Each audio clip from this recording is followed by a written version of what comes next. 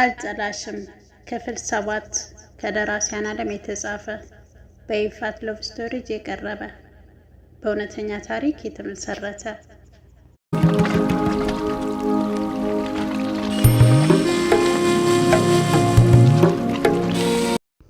ቪዲዮውን ሲጀምሩት ላይክ ሼር አድርጉት።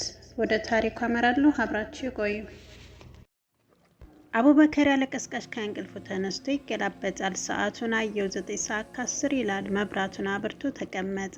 አልነጋ አለው። ሙሉ ቤቱን ቃኘው። የቤቱን ዕቃ ይዞ ላለመሄድ ወሰነ።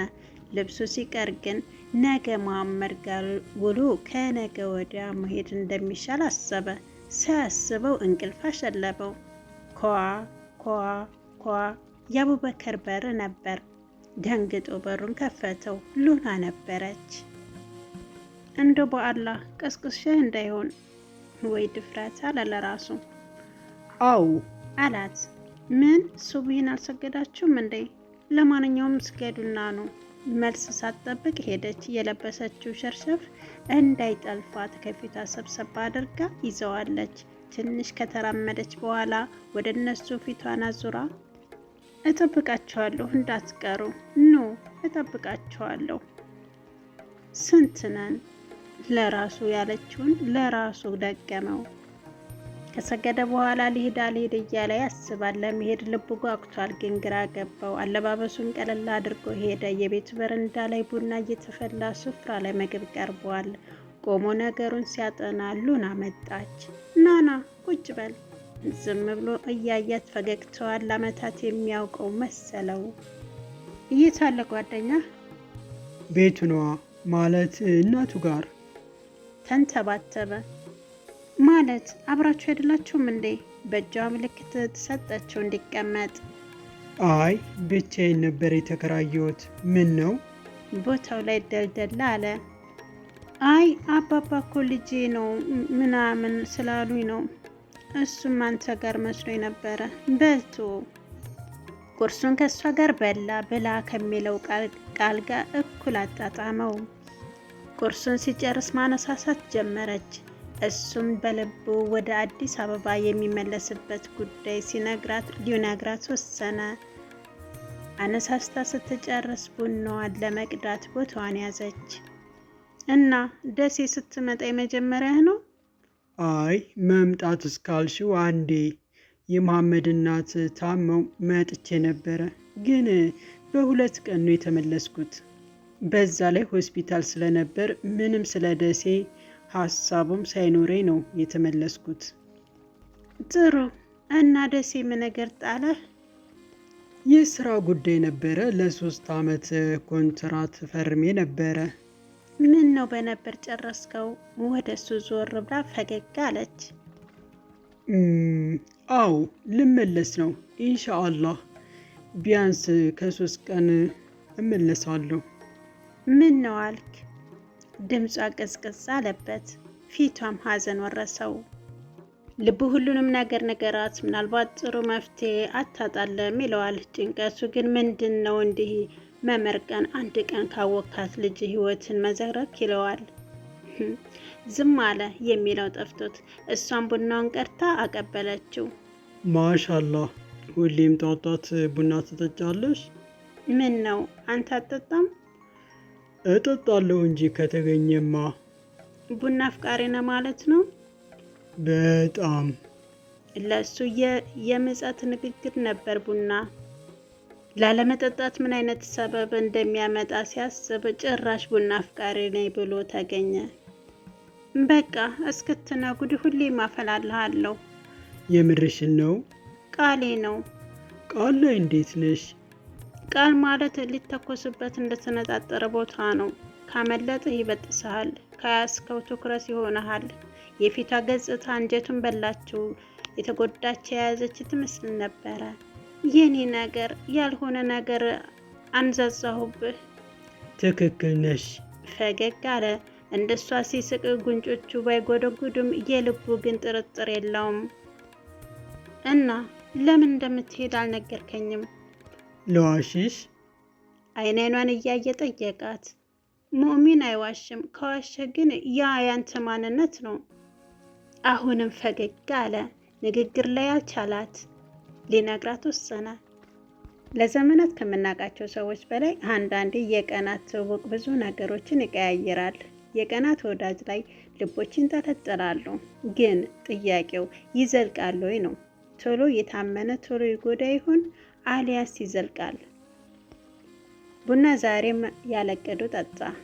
የባሰው ደግሞ እስክትጎድል አፈላላለሁ የሚለው የሉላ ቃል ነበር። በቃ እለምደዋለሁ አለ ራሱን እንደማባበል። የአቡበከር ስልክ ጠራ። ስልኩ ምንም የተለየ መጥሪያ ድምፅ የለውም። ያው የስልኩ ነበር። እናቱ ነበሩ። መግባቱን ብቻ ነበር ያሳወቃቸው። አሰላሙ አለይኩም የኔ እናት። ወአለይኩም ሰላም። እንዴት አደርክ? እንዴት ነህ? አልሐምዱሊላ ደህና ነኝ። ጠፋህ እኮ። ስደውልም ስልክ ዝግ ነበር።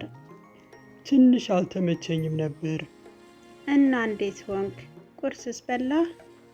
አዎ፣ እንዴት ያለች አከሬ አግኝቻለሁ መሰለሽ። አልሐምዱሊላ አላህ ሰምቶኛላ። አዎ፣ ቁርስ ሰርታ ቡና ፍልታ ያው እሷ ጋር ነኝ። እሰይ እሰይ፣ ደህና እናት አግኝቻለሁ በላ። እናት ወደ ጎን ሉላን አየት አደረጋት።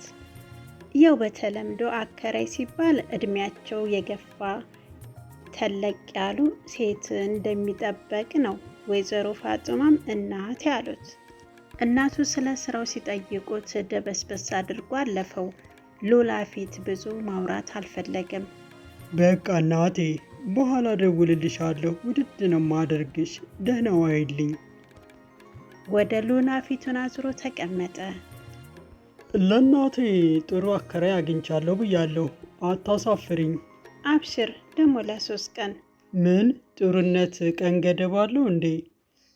ያው ለ3 ቀን ባስመሰልም አይከብድም ነዋ። ይሁንልሽ፣ ግን ምንድን ነው እንዲህ ደግነት ማብዛት? ውይ ደግ እንኳን አይደለሁም። ያው የአባባን ውለታ መመለሻ በለው። ማለት አባባ ብዙ ማስጠንቀቂያ ነው የሰጡኝ እንድንከባከብ። ባይሆንም በአባባ በኩል መተህ እንዴት ደግ አልሆን? ጥሩ መግባቢያ ነዋ ያገኘሁት። ውይ አዎ፣ አባባ ወላሂ አባቴ ማለት ናቸው። እንደው ጠይቀውኝ እምቢ ማለት አልችልም። ኸይር ነው። እና ለስራ ነው ብለኸኝ ነበራ? አዎ። ታዲያ ስራው ፌል አደረገብህ?